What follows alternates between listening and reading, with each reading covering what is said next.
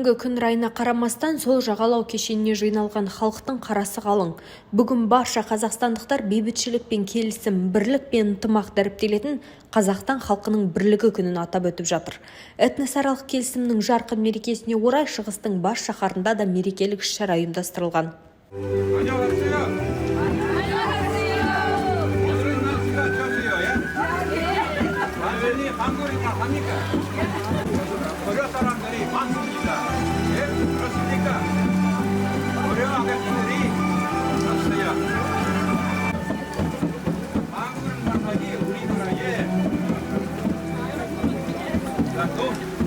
Бүгінгі мейрам біздің халықтың үлкен мейрамы, халықтың бірлігі күнімен құттықтағым келеді. Еліміз әрқашанда тыныш болсын, елімізде бәрі жақсы болсын.